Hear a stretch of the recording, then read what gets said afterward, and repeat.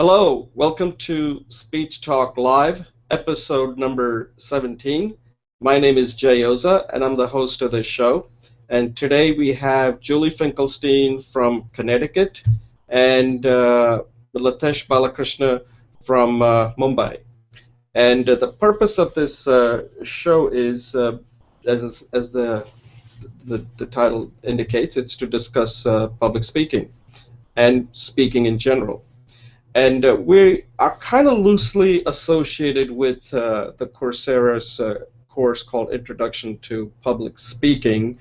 Uh, we do things here a little differently because that course is very academic. It's taught by Dr. McGarity from University of Washington, and he does a fantastic job teaching about public speaking.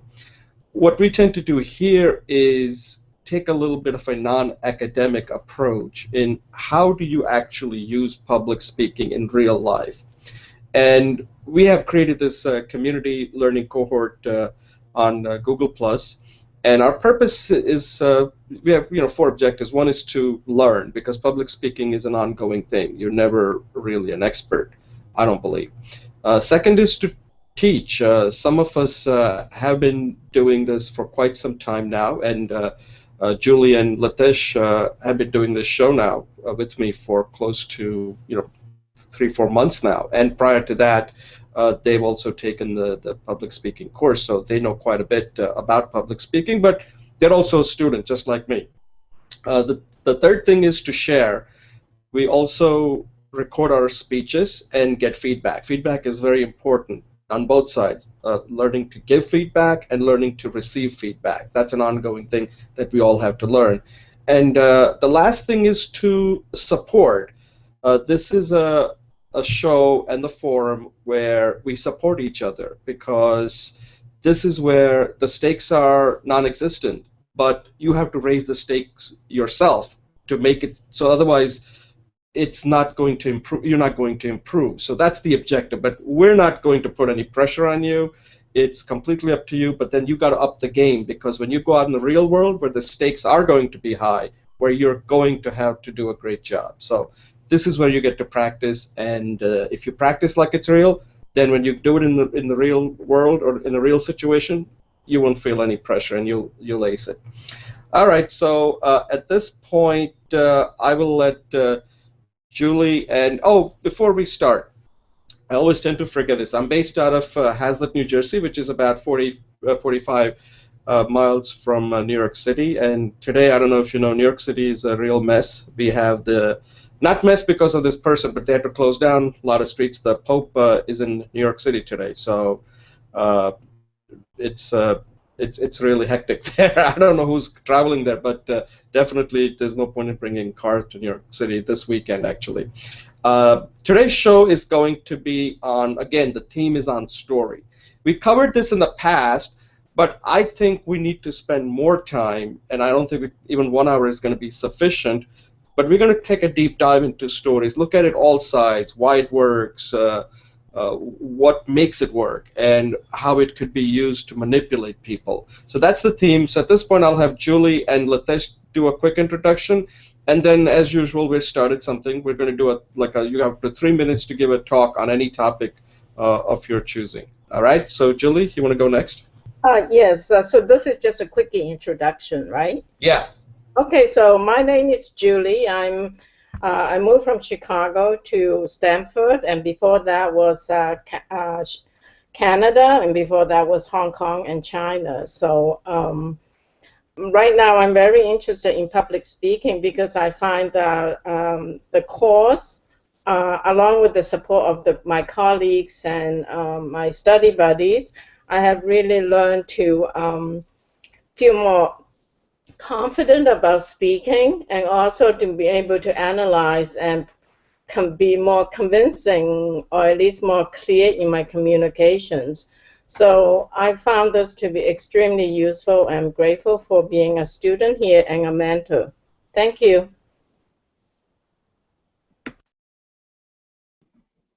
Okay, I'll go next. So, hi everyone. My name is Latesh Balakrishnan. I'm based out from India, and specifically this week I'm based out from Mumbai. I work in the software industry as a project manager, My hobbies are running, fitness-related activities, and reading, etc.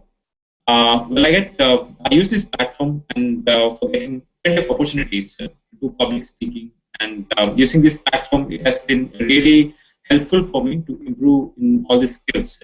So I have been trying to practice, and I have been actually practicing this even in my work. And I try to use these skills wherever possible, even in public forums or in general seminars, etc. So these skills which I learned here comes in very handy. So thank you very much, Jay. Okay, thanks, Latesh. I think everybody did a great job, kept it under 30 seconds. All right, so the next segment is this is something that we started doing, I think, a few episodes ago, where each of us gets up to 3 minutes. Now, if you go a little bit over, we're not going to cut you off or anything, we're not doing that. But the reason is that, the reason I say 3 minutes is because that's about all the time you're ever going to get. People after 3 minutes are going to just zone out, or you become a bore. So 3 minutes is the mark that I've come up with, and obviously if you can do it less than that, that's even better. 2 minutes is fine, so there's no limit, but between like a little bit more than a minute and less than 3 minutes. So I'll kick this off, and today I want to talk about something that we covered in one of the episodes, and this had to do with, if you remember, this professor from UCLA, Albert Mehrabian.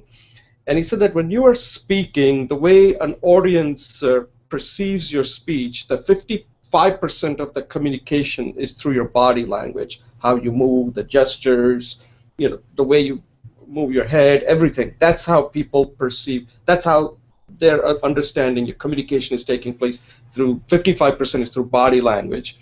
38% is how you use your voice, intonation, pauses, how you control your voice. That communicates 38%. And then the words is approximately 7%. Now, if you try to explain that to somebody, they're going to get confused. They're going to say, whoa, what does that number mean? Like what? Like I have to 55% use my body, and I only should use 7% words or something like that. It gets very hard to explain that, and you end up spending more time explaining it. So I had to do that just a couple of days ago, and I was explaining it to somebody, and the person didn't get it. So I try to simplify it, and this kind of goes into what we're talking about with a story. So I said, okay, here's how you understand it. If you see a nice car, what really you're seeing is a body of the car. That's what's really impressing you. Like, wow, that's a nice looking car. But the car isn't moving, so it doesn't do anything. It's just sitting there parked somewhere. But then the person gets in the car and pops up the engine, and you hear the engine going boom, boom, boom, and suddenly you're like, wow, that car sounds good. So far you got two things. The body looks good, the car sounds good, but still the car isn't moving. And that's where you need the gas. And until the car has sufficient gas, the car isn't going to be moving. So I said, this Mehrabian formula can be applied directly to a car, where you can see a car moving. If you want to go from point A to point B, you need to move. The body is what you're going to see, but you still have an engine underneath it that you're not really going to see.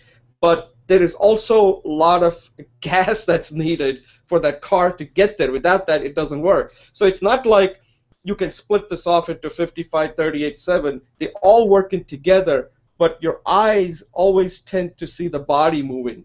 And that's why I believe that this formula, I don't know if it's exactly 55, 38, 7, but if you look at it in real life, in anything, that's how we perceive things. But the gas every time is the words. The words are not just something that are totally meaningless. So don't think that the words don't matter. They matter a lot. It's just that that's not how we perceive things. Anyway, so that's how I explained it, and I think the person got it. So, Julie, you're next. Thanks, Jay.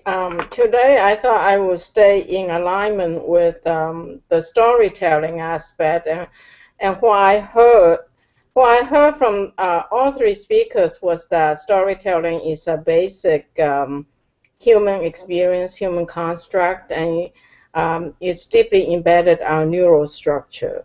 And so the three layers of sandwich, the top layer is the neural cortex, our rational brain. The mid-level is our mammalian brain, and the emotions are kind of there. And um, that is what they connect to give us meaning. And so each of the stories in their own way is saying, go below the rational brain, go into the emotional brain. And they talk about dopamine giving you the pleasure feeling, and that is our evolutionary drive for survival and evolution. And finally, the reptilian brain is the survival brain. And that has the ability to hijack all our energy. And so in each of the stories, they kind of use that current neural model.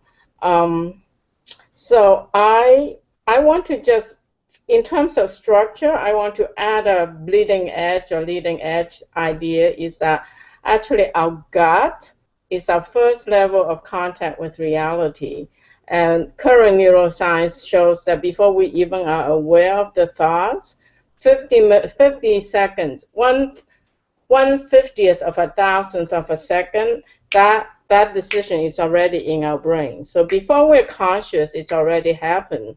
And those neurochemicals they're talking about, such as serotonin and dopamine, they come from the gut. So the ancient studies of like trust your gut, which actually not that ancient, because during my career as an IT person, that was one of the practices that we were engaging in.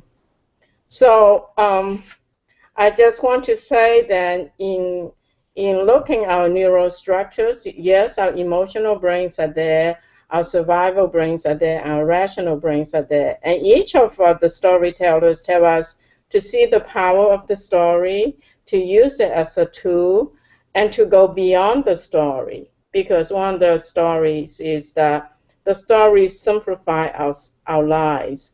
But sometimes life is at the edges, the messes, the boundaries, going beyond the box. So what he suggested to do is to do hovering, which is essentially what meditation does. It lets you hover at the edge of reality. So the meditational system that is being very old actually taps into our 4 brains or 5 brains, our gut, our reptilian brain, our mammalian brain, and our rational brain. So I just want to say that, and that's a context I want to give. So thank you. Yeah, that's good. I think we're going to cover more of that later. So I'm sure you're going to expand upon that further. So, Latesh, you want to go next? Yeah, sure. So, Julie, that was a good talk, especially straight from the gut. So, for me, like, I'm already hungry, so I don't know how my thoughts are going to come out. I hope my dopamine is set properly. Well, so today I'm going to talk about telecommuting or work from home. So, in other words, it's also called teleworking. So that's the topic that I'm going to discuss about. So this is a concept that is relatively new in this part of the globe. I mean, it's been there for some time, but it's something that is not being practiced across the companies or the organizations.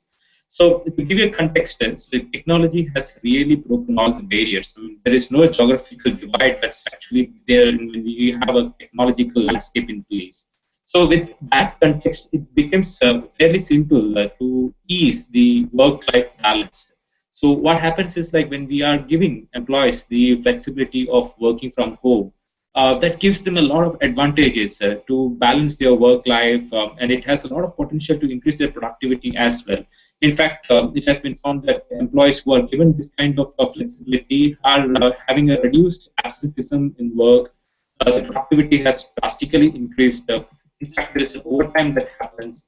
The employee model is like completely high.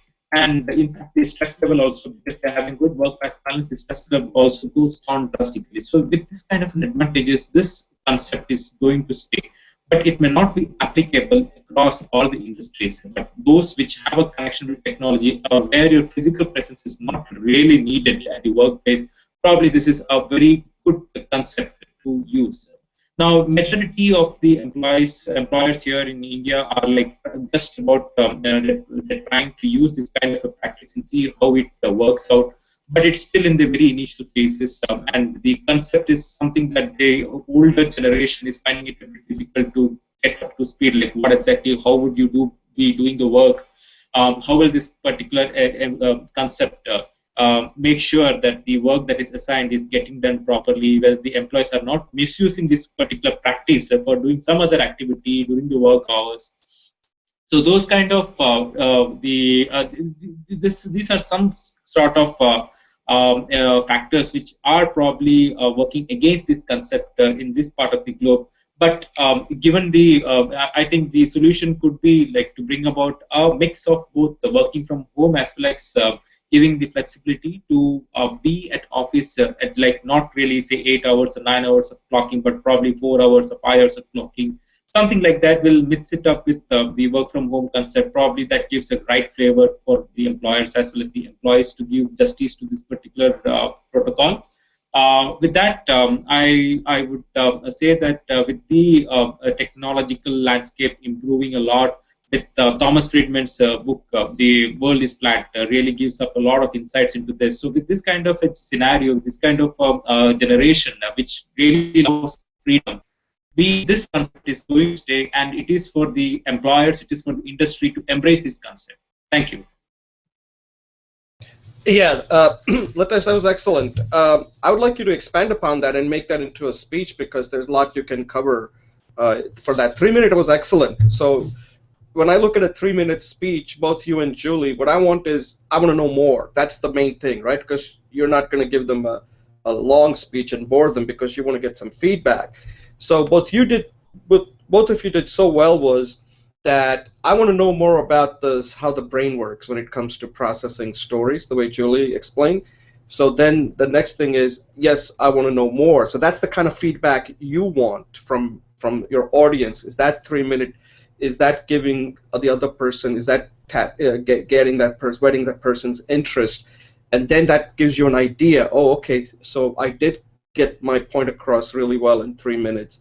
And the same thing. This telecommuting 3 minute talk you gave, I would like to know more about it. There are a lot of aspects that you can cover. So just to give you a little feedback that well, that was an effective 3 minute talk. And the main thing I'm trying to get from when I listen to a 3 minute talk is that I would like to know more about it. So that's what you have to do when you're doing a 3 minute talk. So I thought that was really well done. The only thing I'll point out to you now that you did whet my interest is I do telecommute, right? But I have a different take on that. Is that I live? What I like to do is that this is a hybrid model.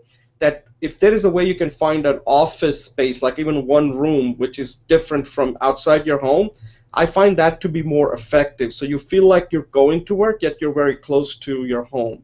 So if you get issues where you have to go home, go for lunch or something, you're not, because sometimes home you need a change. I find that I do need a change to go from home to another place. Then I can come back. So I feel like relaxed that way. This way I can focus on work and not have to worry about, because sometimes home can be very distracting too. So that's something that I just wanted to let you know, that we could have a bigger discussion on telecommuting. All right, so at this point I'm going to take a brief pause, and we'll get started with our first segment.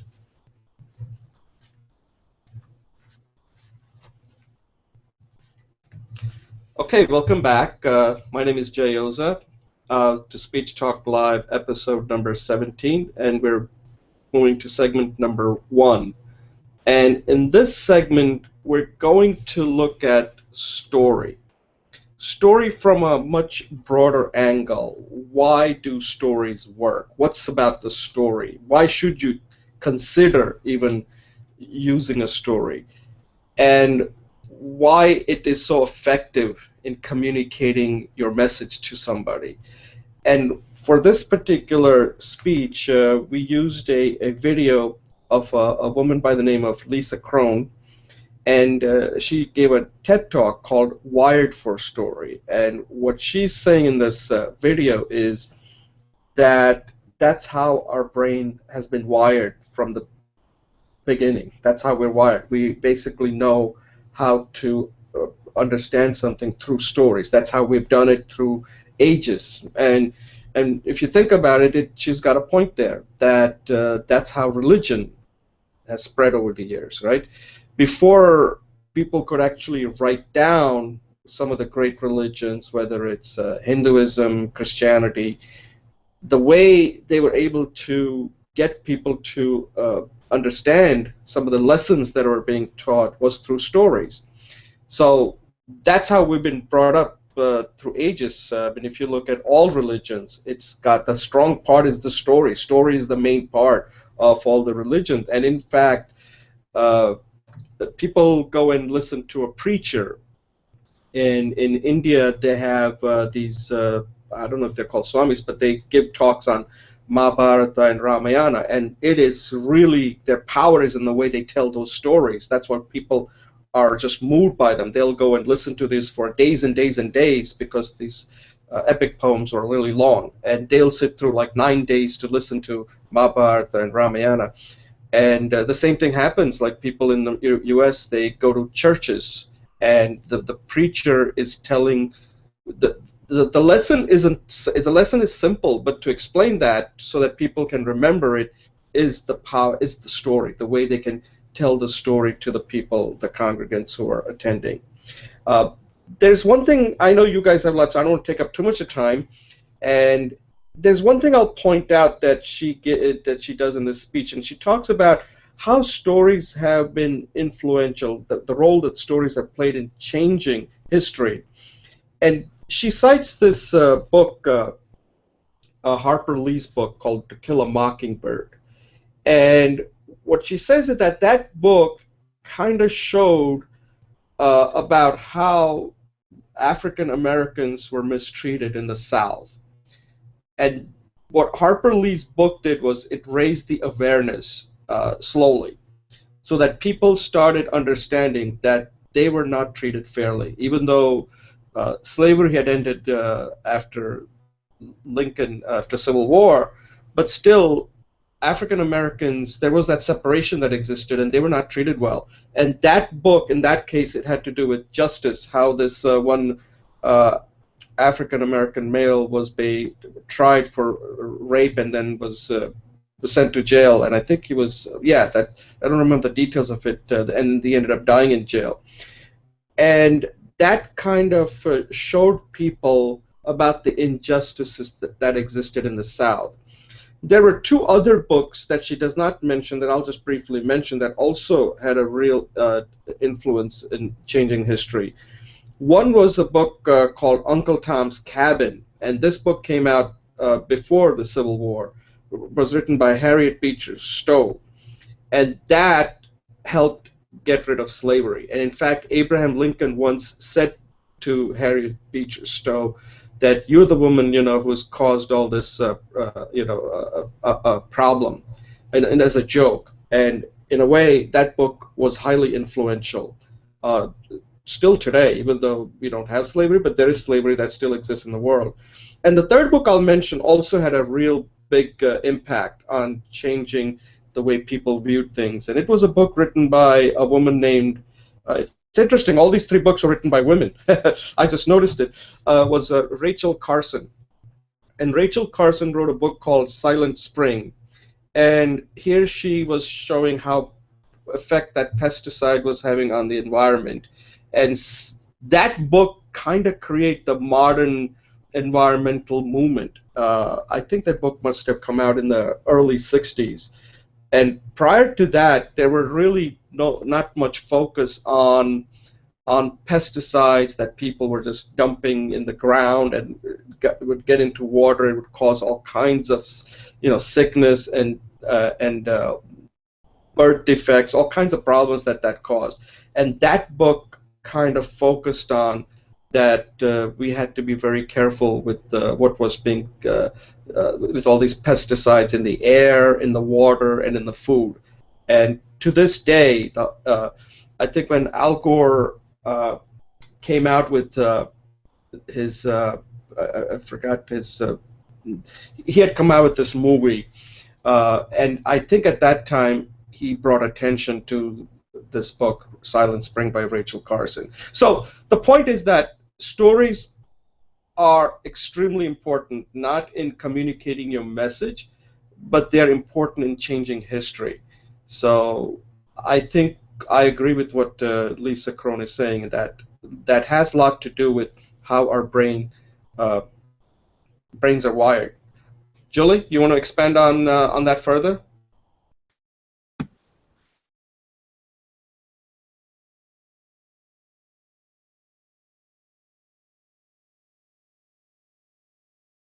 You're muted. You have to unmute your phone.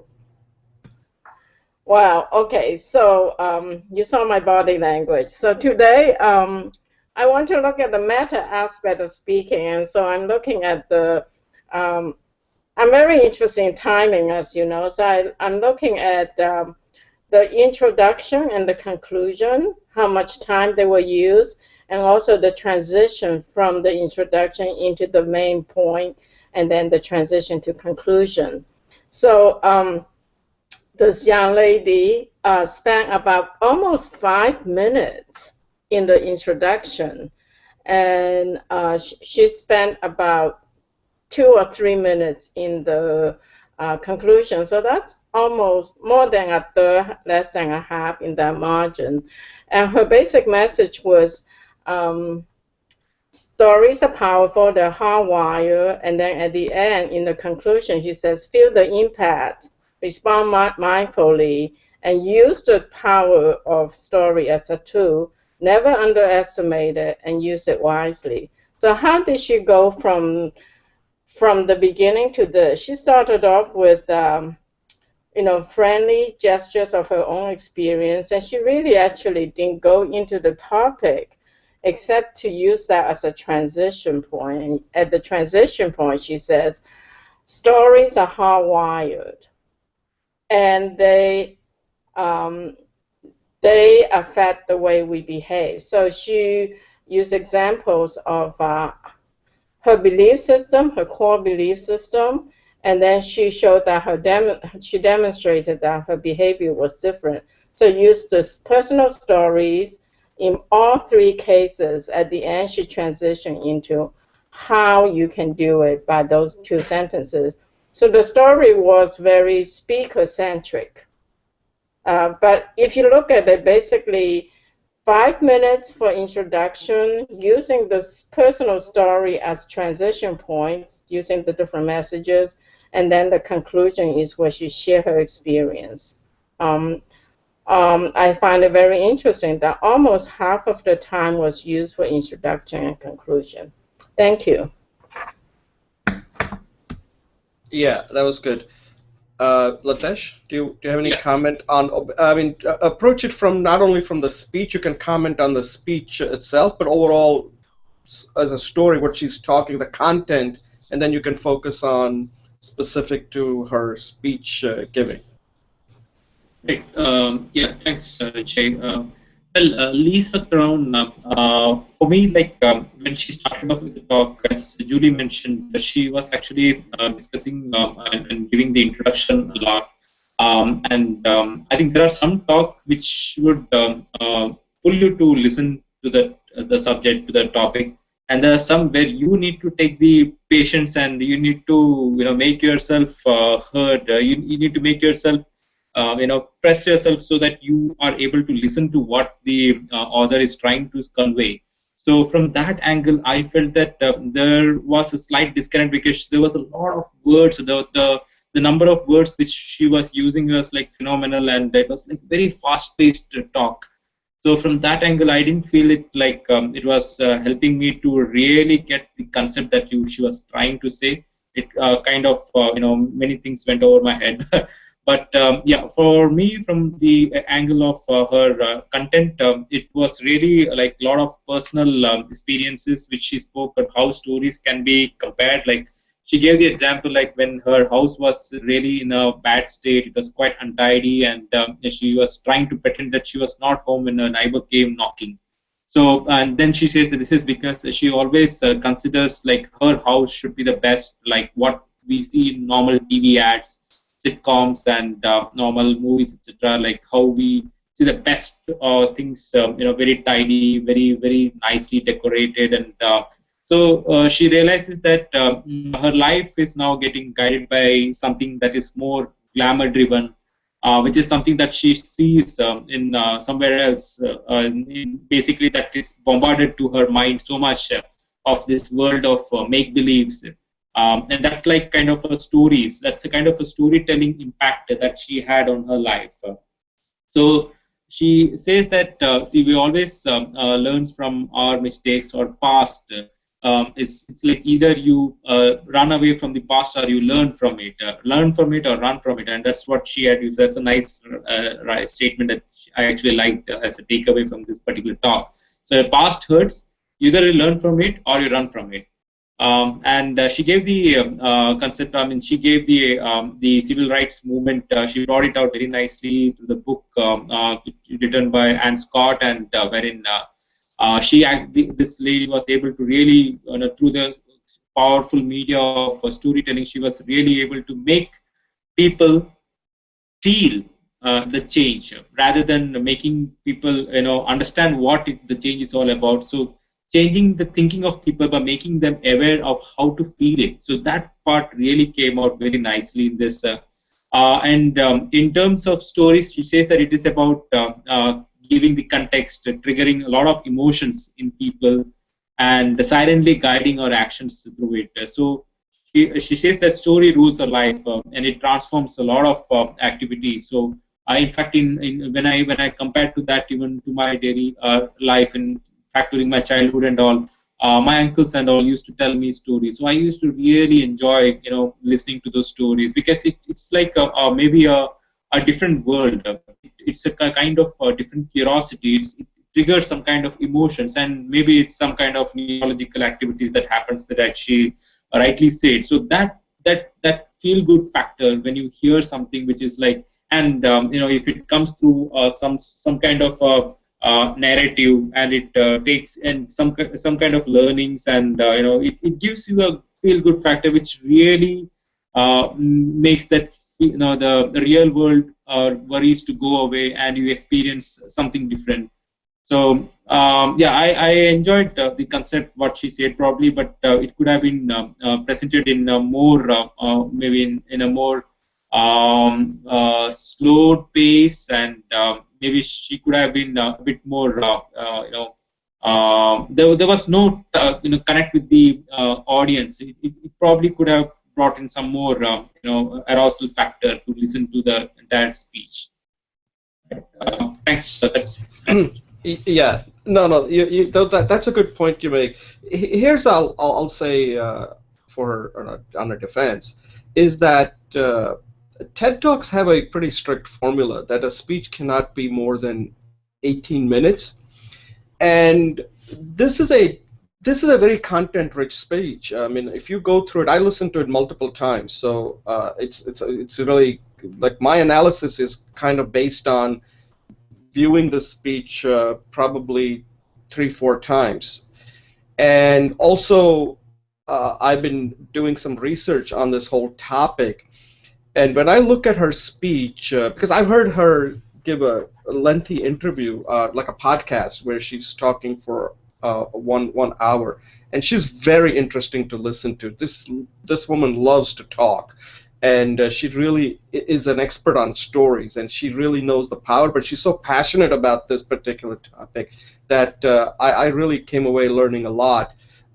There's one thing that I don't think she covers in this speech, which I just want to cover here quickly, that 50% or maybe even more of stories that we listen to have this common structure that's known as the dramatic arc. I don't know if you ever heard of that. It kind of goes like this, toot, toot, toot, like that, right?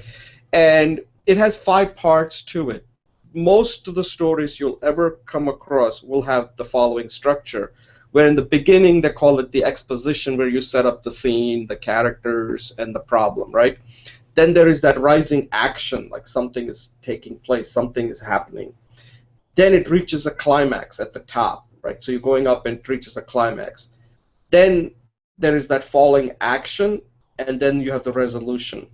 Most stories pretty much have that structure. That is the standard structure of a story. If you go through any religious stories or any movies, that's the story that we immediately get it. That's what the story we want to see.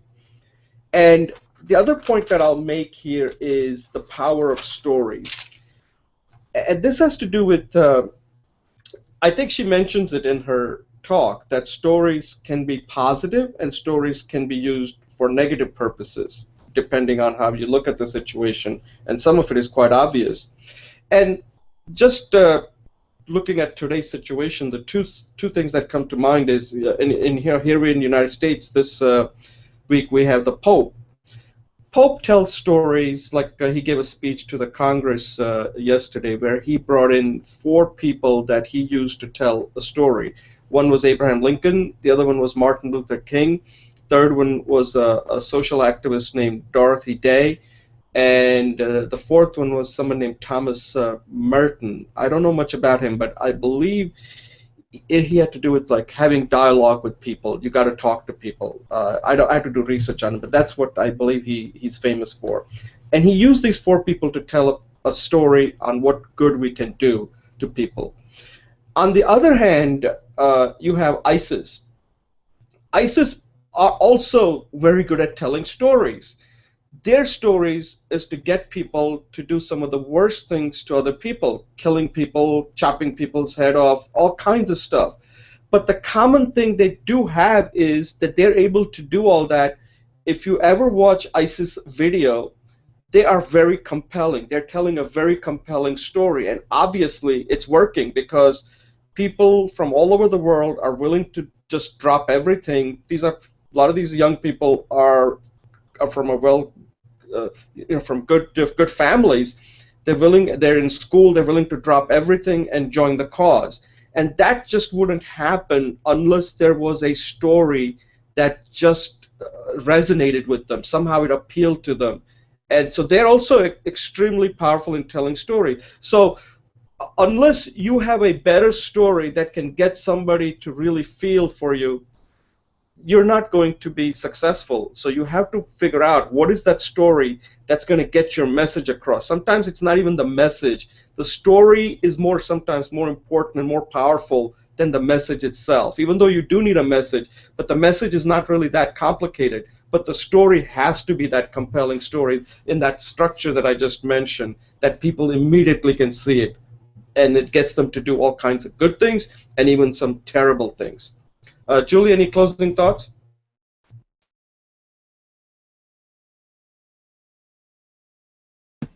No, I appreciate you saying that the story has to be very compelling. So I also I find the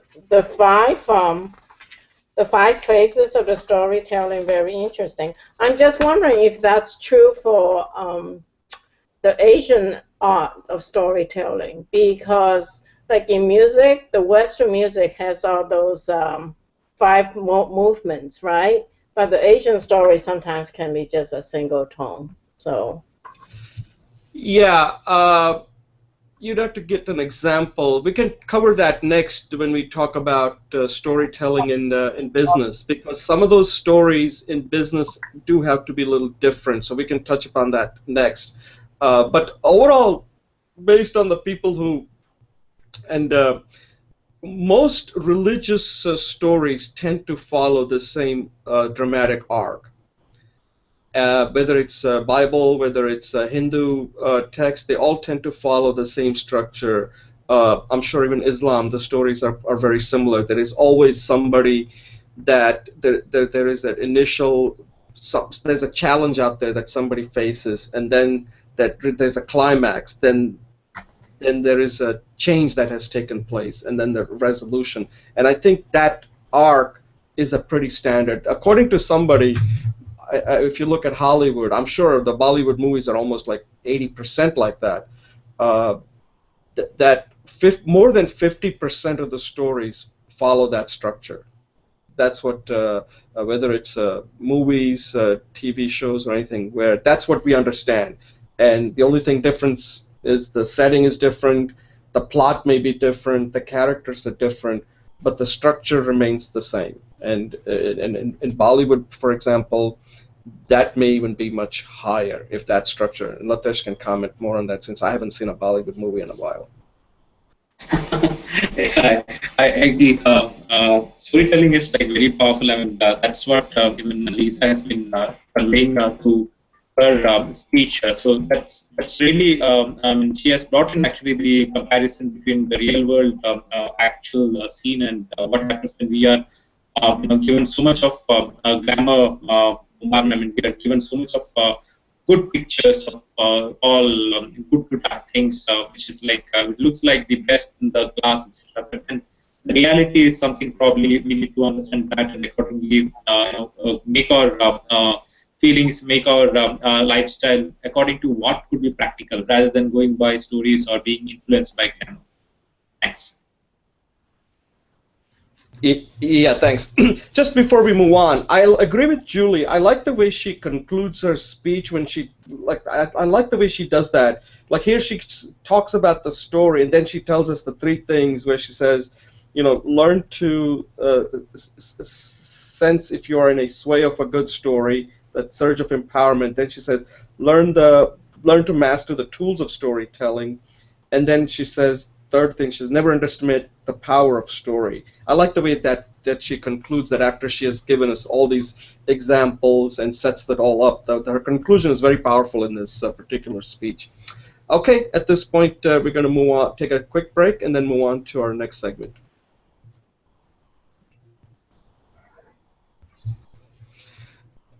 Okay, welcome to Speech Talk Live, episode number 17. We're moving to segment number 2.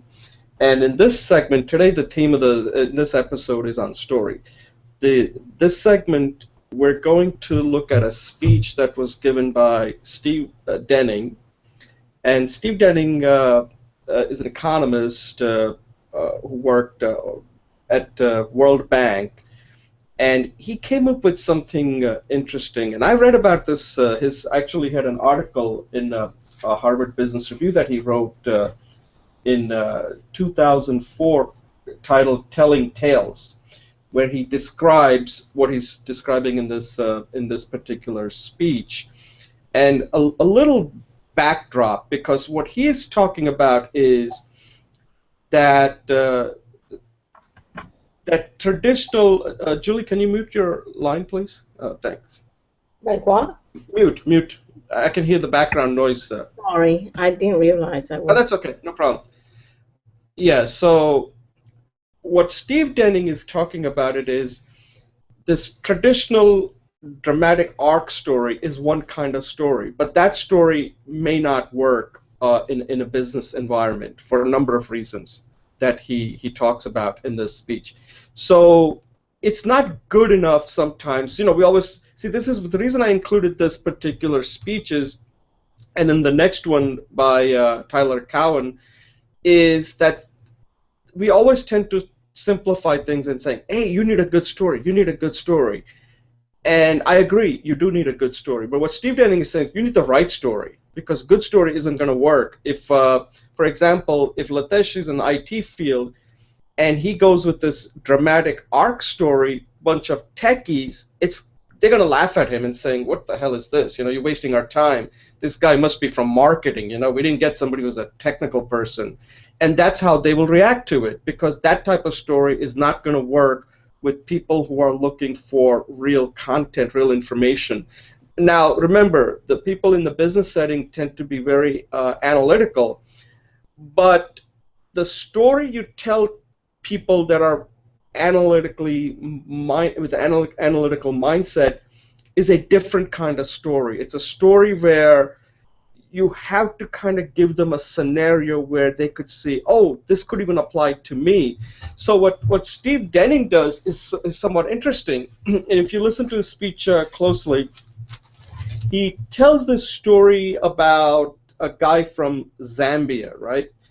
And he needs some information, and he gets it from CDC. That is not even that's not a typical story that has that dramatic arc. this is almost like he's giving this is the guy who did this, and then he got this information. Boom, that's it. There was not anything dramatic in that. The purpose, the reason for that, at that time he didn't understand it, that this is a story that would work, and it did work.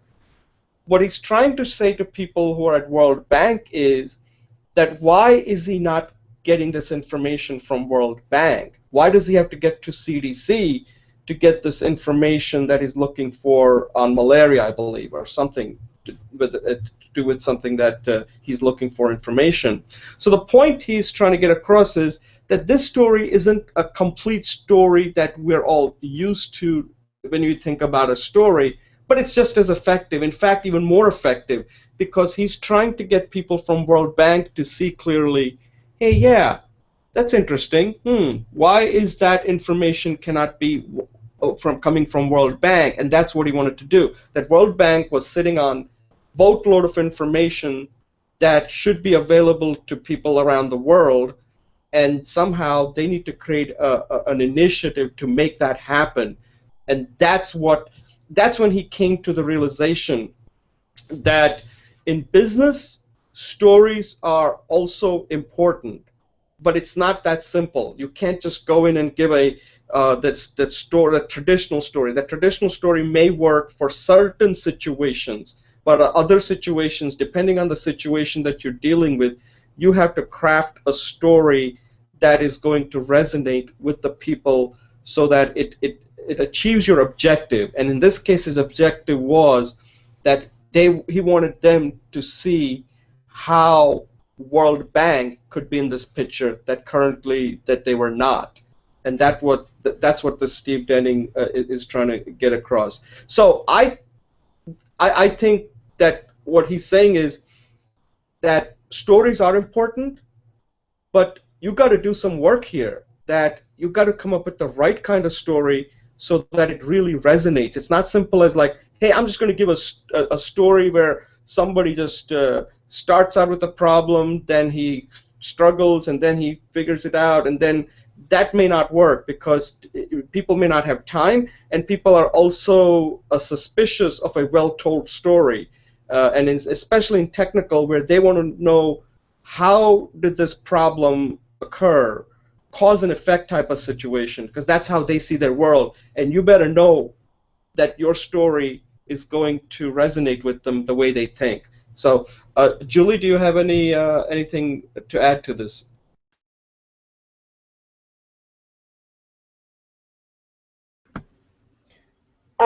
So, in terms of your speech, yeah, I mean, I think you're right that he used that story about Zambia as an example.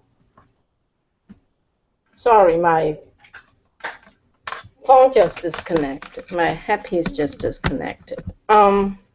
Yeah. Would you like me to go on to do my evaluation, or do you want to circle with the test first? It's up to you. If you want to, if you just like, what's your comment on what Steve Denning had to say, and then we're just having a discussion. I mean, overall, I thought his speech was pretty good. The ending, I didn't kind of get that. I thought that was a little bit. He didn't need it, I didn't think so. But that's I'm gonna give him a pass on that. I just think that he could have just told it directly instead of using that that little video that he had. But that was the only thing. Otherwise, I thought his speech was excellent. I liked, and again, it's a speech that had a lot of content in it. There's a lot there to understand. These are advanced speeches, by the way. These are not kind of speeches you can just watch it once and say, oh, I got everything. No, I mean, and it's somewhat difficult because there is a lot that's communicated in these speeches. These are very tight speeches. If you just like look at every minute of it, there's a lot that's being communicated in these speeches. These are not entertaining speeches. Entertaining speeches are not content rich. They're like content poor, entertainment rich. And these are not entertaining speeches. These are really content rich speeches. So I just wanted to get your take on what he said and how he did with his speech. Yeah, so yeah, I actually agree with you absolutely that these are very content-rich speeches. And sticking to my theme of transitioning in time, he his introduction was very different than from Lisa's. He started out with the example of Al Gore, which is a negative experience. Al Gore lost the election because, first of all, he didn't know about stories. Then he got the wrong stories. But at the end, by 2006, he was the rock star of the speech world. You know, Emmys and Oscars and the Nobel Peace Prize. So he went on at his transition point. That was about 2.5 minutes or 3 minutes. He started talking about himself. So he used Al Gore as the introduction. Then he used himself as a way to detail the speech. And finally, his conclusion was about 3 to 4 minutes, 3.5 to 4 minutes, and there he transitioned into the audience because he said, this is the little voice you hear inside your head. That little voice that says, I had to do this, I had to do that. So he went from remote to closer and closer connection. And then he started talking about why this is useful. But he underscored the basic message right at the beginning that good stories and leaders do not inspire you to change. They inspire you to want to change. And the conclusion, he says, in the beginning of the conclusion, he says, you want to adopt the idea. You want the audience to make that idea your own. I want to replace that little voice in your head with action items. So that's how he did the transition.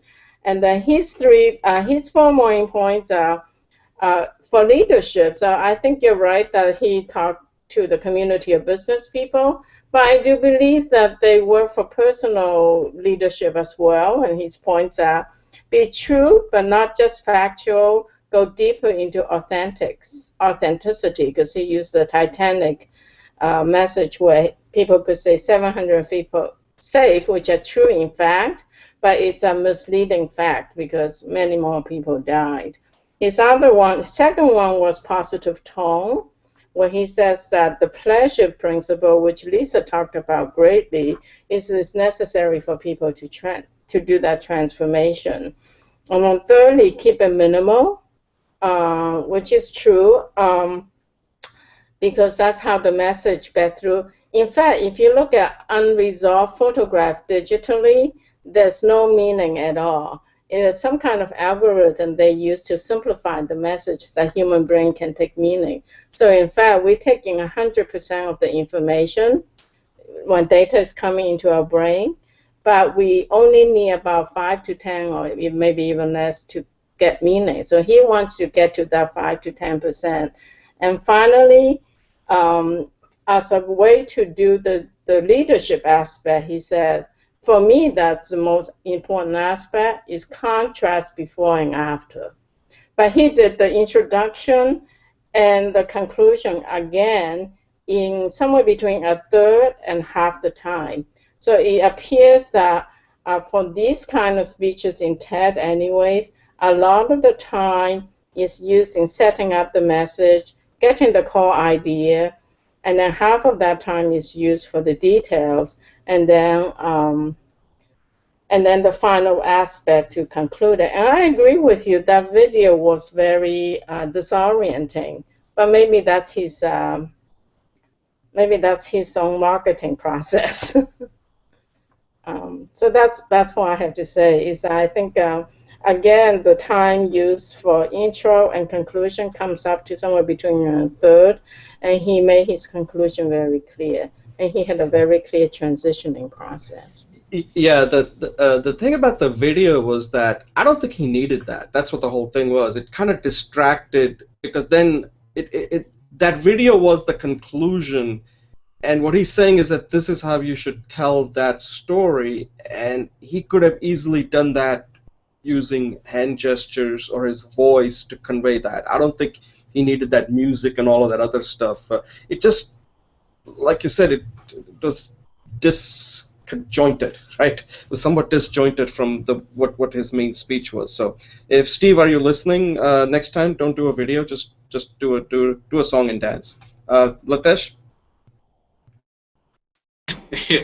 Yeah, I agree, but I found that, see, but normally I don't know, like Jay, why you chose this particular video, because I was going through the other videos of Steve, and I found that this was relatively much better and much refined the way he was actually talking here.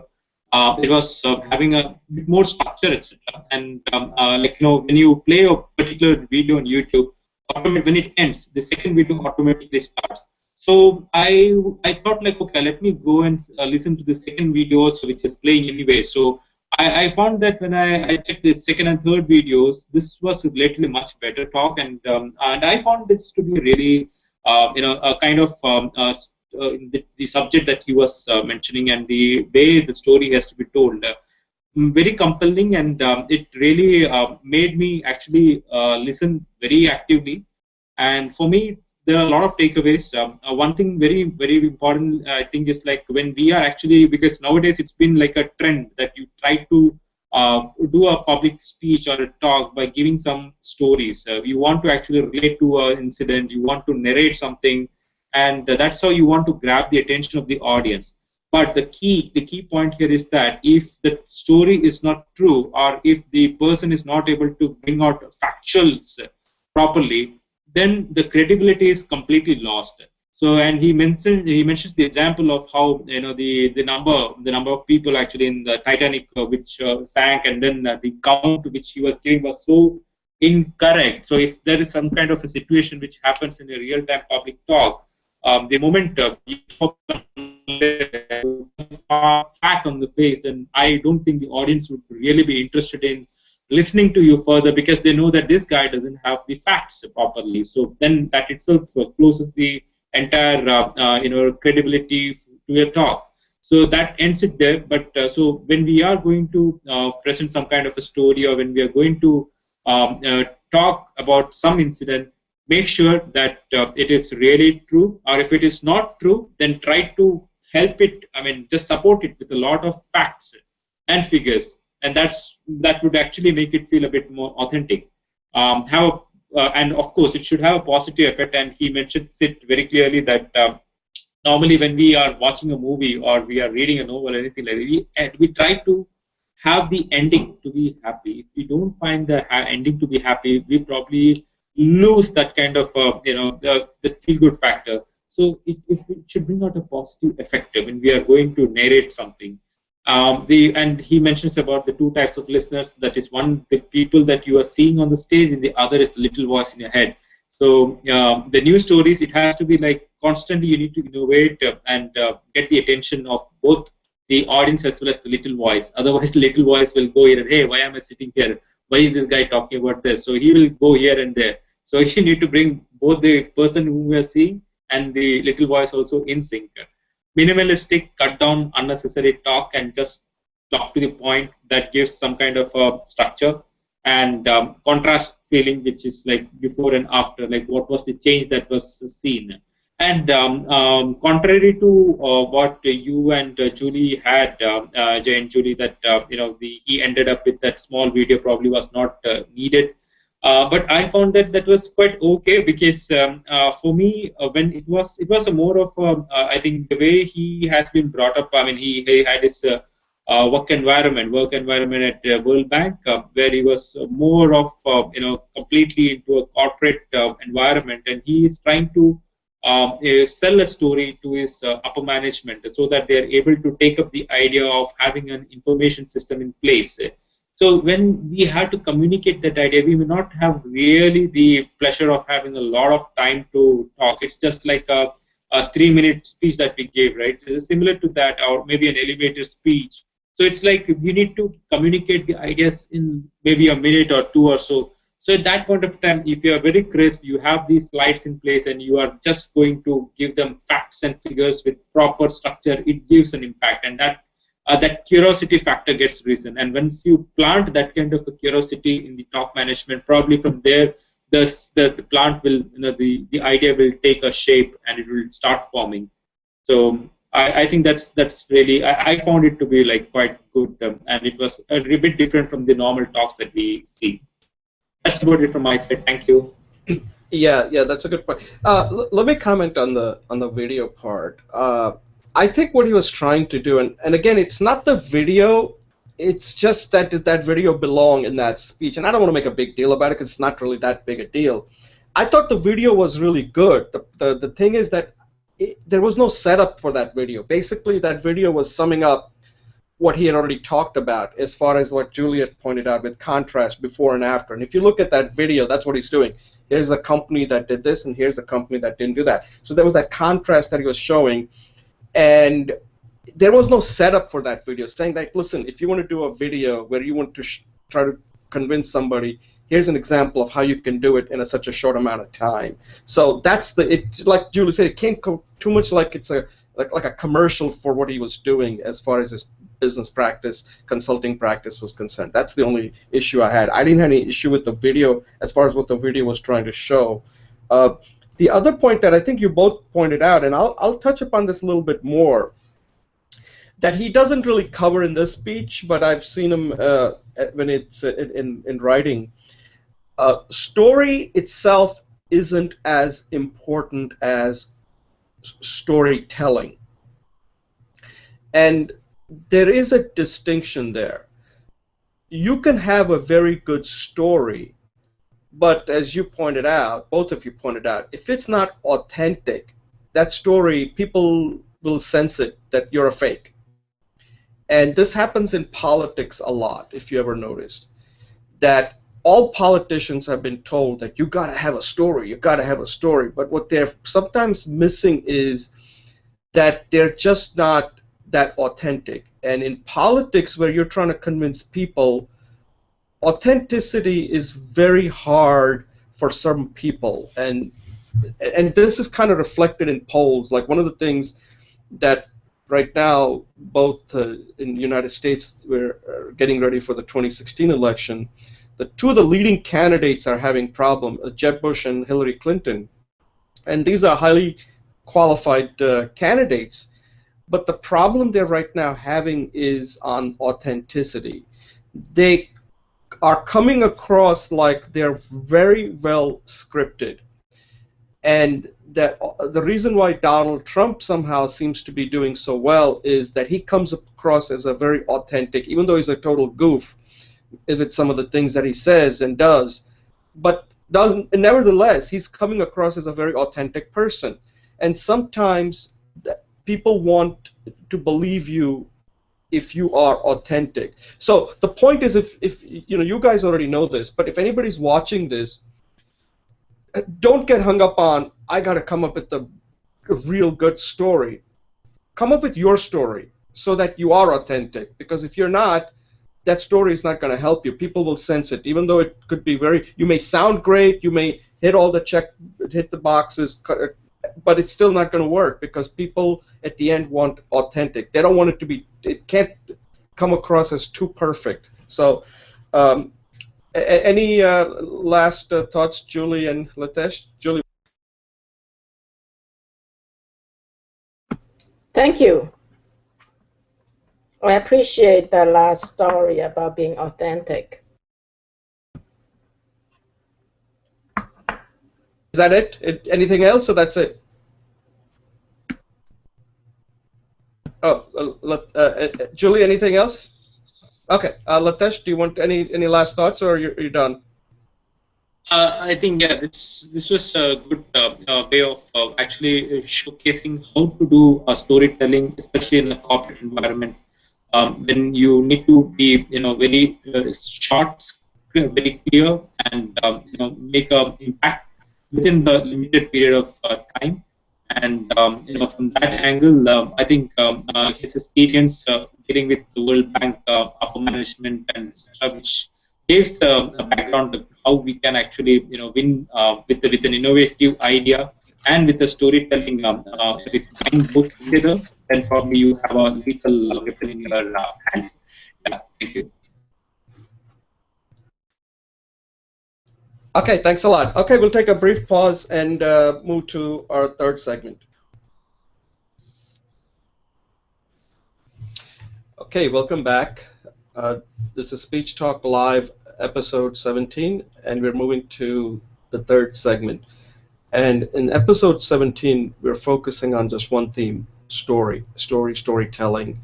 And the next speech that we're going to use as a way to discuss this topic in a little bit more detail is how stories can be used to manipulate people. Even though we all agree stories are important, we all seem to understand, make sense out of things with a story. Tyler Cowen, who's an economist, a very famous economist here in the United States, and he talks about, I thought this was a very good speech. It's when you talk about content rich, there's so much he covers in this speech on why you should be suspicious of stories. And one thing that he agrees that stories are important, but sometimes the stories can be too good, and it leaves out a lot of, there's filter, right? He talks about the filter, and it can leave out a lot of the details that are also very important. So, there are two things that we tend to do, that the confirmation bias, where we'll, to support our hypothesis, we tend to look at the facts that support that and not the facts or information that contradicts that. And then there's a selection bias where we'll pick certain data that supports what we're doing and ignore the rest of it. So this is what sometimes stories tend to become, that they're too perfect. And I'll cite something that Steve Jobs had mentioned, and we did a theme on Steve Jobs where he says that you cannot connect the dots going forward, you can only connect them looking backwards. And that's what stories tend to be. Stories are dots that are really well connected. But in real life, that's not how it works, because real life, it can be, it's kind of messy. But once something happens, then we can create a story how everything fits well. But that's not how it happened. If it was like that, then everything would then you could be predicting the future pretty well too.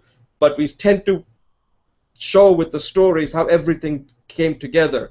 But that's misleading, and it's also manipulative.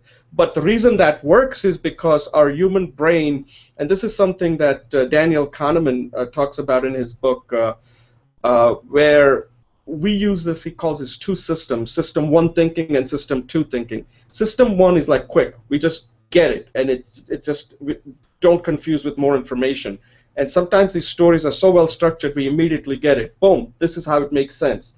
System two requires a lot of thought, and that's difficult, and we're not good at that because it's time consuming. A perfect example of this that I'll give you is just an example that I thought of, and this had to do with 1960 election between John F. Kennedy and Richard Nixon. And every time you will they talk about this election, they always tend to bring up that how Nixon lost because of his performance in the debate between John F. Kennedy. That was like the first time they actually ever had presidential debates. And that story is something that's been passed on now. It did happen, but it's not actually that factual. When you read the history that I've done, I've read quite a few books on that. Yes, JFK did have a very good debate performance, but it wasn't the debate that really won John F. Kennedy the election. There were a lot of other important issues that were important too, such as this, the civil rights, and that had more of a result. That was more of a reason why Nixon lost, because he was like kind of wishy-washy on that issue. He wasn't for it or against it. He was kind of stuck in the no man's land, and a lot of people got confused. And then when they get confused, they always go with the person that makes sense to them. And Kennedy made sense, saying, okay, at least he makes sense. Whereas Nixon, they couldn't figure out where he stood on that issue. But that's not the narrative you get. The narrative you always get from the media is that it was because of that debate. And you and I know that one debate can't decide a presidential election. But it's a nice story. It fits, right? Because it's simple to explain. You don't have to explain, like, look at how much time I have to spend to explain why this was happened in 1960. I had to already spend a couple of minutes trying to explain why it wasn't the debate, the reason why Nixon lost. So stories can simplify things. It doesn't require you to think a lot. And let's face it, what Tyler Cowen is saying is it's kind of the lazy man's approach to understanding of something. And sometimes that's not good. It could be used to really manipulate in your thinking. And that's what a lot of people do. That's why stories, as I pointed out, can be used to do a lot of good things, but it could also be used to manipulate you and make you do bad things. And marketing knows this. And that's why sometimes they create these stories to make you buy when you actually don't even need to buy any items. Julie, any comments on this Tyler Cowen speech, and overall your thought on what he's saying as far as being suspicious of well-told story? Yes, thank you, Jay. This is very interesting speech because I will use a couple of key points that he used. Actually, he didn't use them as key points, but I think that if we could dig a little deeper, which he invites us to do, is he used certain words like epistemological hovering and the word margins, and then he went into talk about that things becomes too fixated. So the core idea here, the margins, I don't know when he spoke, but it comes from the word of comes from the core. It feels like it comes from the core idea of complexity system theory, which the layman know as a chaos theory. Inside that chaos theory is a couple of ideas. One is that there are larger patterns in the larger system, but you can't see it until time goes forward. And the pattern, the brain can recognize it, but you can't predict it. So one of the common examples for that is the stock movements, right? You know it's going to go up and down. You can see it, but at point to point, you can't predict that. So that is a kind of messiness that he's talking about, right? That our life is beyond rational understanding. The other word that that he uses, so that actually taking his idea of margins further, is at the margins of major states like oceans and earth, in the intervening area where the two states meet is the greatest opportunity for diversity and surprises and new openings, right? So the other idea that he talks about is the epistemological hovering. The word hovering is not making a commitment, right? Being open-minded, not being fixated. So his basic point is that you need to be suspicious of stories because stories simplify the story, simplify your life, so that it tells a very story that our culture may want us to listen to. He says stories imposes an order on the what is naturally messy, what is messy in life. I would say, for my own understanding, that stories imposes an artificial order on the natural messy aspect and complex aspect of life. So what he's really inviting us to do is do a deep dive into the messiness of life, because the stories are too recipe oriented. And when we follow those stories, we're following somebody else's idea of what is good for us. He spent about 3.5 minutes on the introduction, and he spent about 4 minutes on the conclusion. Now, this is very interesting. That's actually, the number turns out to be, again, between a half and a third amount of the total time he used. So some of the speakers here use a little bit more time in the introduction, such as Lisa. She spent about 5 minutes on the introduction, and she only spent 2 minutes on the conclusion. But if you look at it, if you need to do a lot of introduction, you set people up, you can do a little less on the conclusion. So most of them use a little bit more than half of the body of the time to explain his point, to explain the point. So because he's coming from this place of epistemological hovering, he asks us not to avoid stories because it is how, to use Lisa's term, it is hardwired in us. But look deeper, look into the opportunity cost. Like if you're committing to the story, what are you missing out in your life? And the unintended consequences. Um, don't be too happy. The word he uses, happy, I may supply that, replace that with complacent or satisfied. So be suspicious, especially when you're really feeling good and getting triggered. Look into the opportunity cost, the new possibilities, and unintended consequences, and open into new possibilities by being suspicious. Okay, I'm done. Thank you. Yeah, no, that was excellent analysis of that speech. Latesh, your thoughts? Yes. So from me also, I think Julie, that was really nice, especially that what was that word you mentioned? Epistemological hovering. So that was like really a nice word for word. I'm still trying to figure Uh, out what that means. I just googled it out.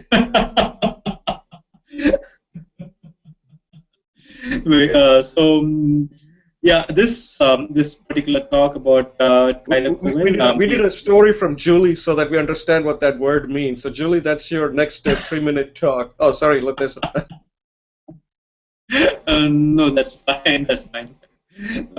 So that's nice. Yeah, coming back to epistemological lowering. So Tyler Cowen, economist and writer, so he had come to tell us he is species of stories. Suspicious is like he doesn't believe that stories are something that we need to really be believing in stories is not the right thing as far as he's concerned. So he says that there are 7 types of books that normally people write, and that was like a real takeaway for me because I never actually did that kind of research or a study to understand. So these are the 7 types of or some types of books that people can write from Christopher Brooks' book that he has actually mentioned about a monster story, a rags to riches story, a quest story, a voyage and travel story, comedy or humor, tragedy, and rebirth. So these are the 7 categories in which most of the stories that an average person, normally we tend to write about. We might do a mix and match of them, but then normally these are the 7 categories. So that was a great takeaway for me. And in terms of stories, he says that when he did a research, and as per the, I mean, I think it was done, some university had conducted this research, and he was showing those findings there. And when someone was asked, like, how do you describe about life, majority of them say it's a mess. So from that, it seems like how we actually respond to this particular question. Why we have mentioned that our life is a mess? That's because when we compare ourselves with others, then that's where we actually bring this particular comparison factor. So we always tend to compare and see like, oh, my life, my lifestyle is somewhat not at level at what the other person is, our neighbor is, our friends are. So instead of doing that, probably we should be a bit more realistic. And the suspicion of being the stories influencing us is like we are biologically programmed to respond to stories. That's what he mentions there. Basically contains a lot of information. So when we actually listen to them, whether it's a fiction, non-fiction, there is a social connect that happens there. And people read. I mean, they read novels, they read stories, and everything that we talk to them is normally in the form of some kind of a story.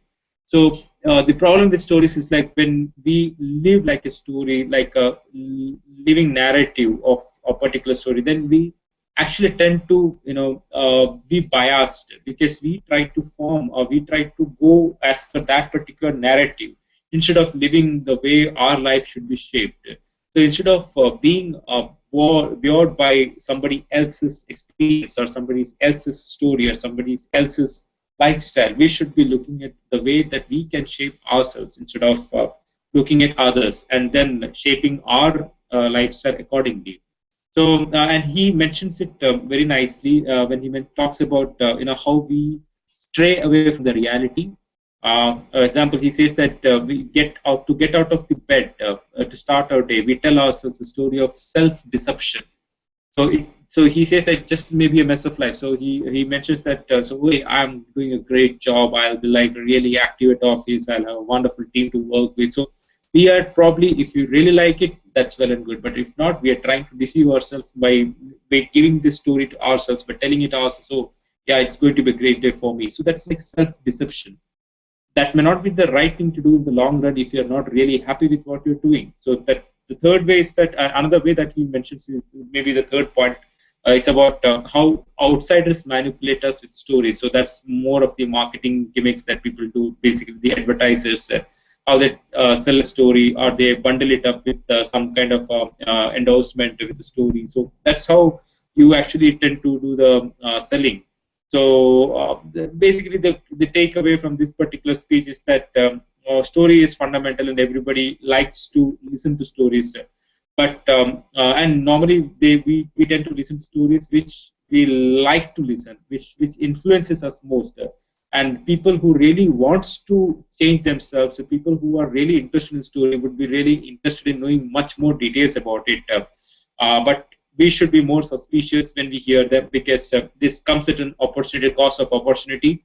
So that's something that we need to really take in mind when we are listening to the stories, that we should not shape ourselves according to that.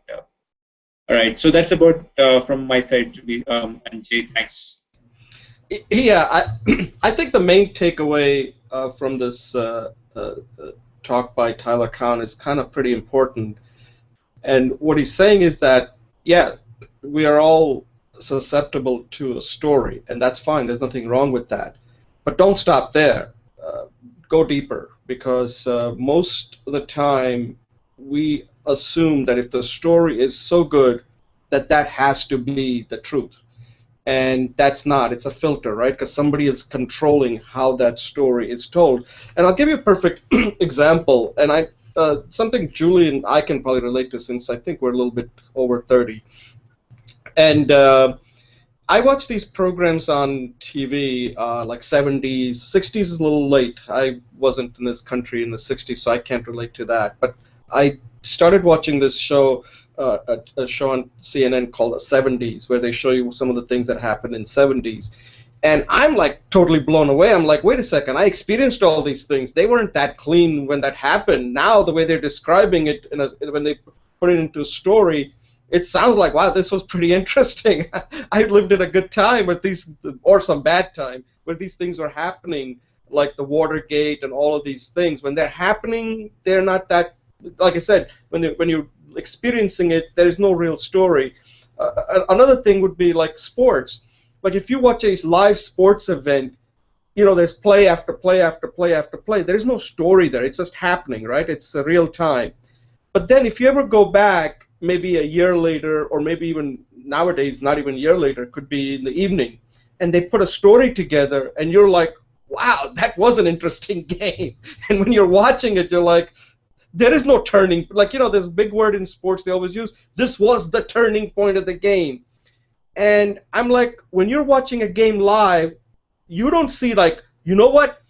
This could be the turning point. Most likely you'll be wrong, because there is no turning point. But when this game is over, then everybody seems to know what the turning point of the game was. And it's like, I always find that interesting, that in a game there is no such thing as a turning point. It's a sequence of events that take place.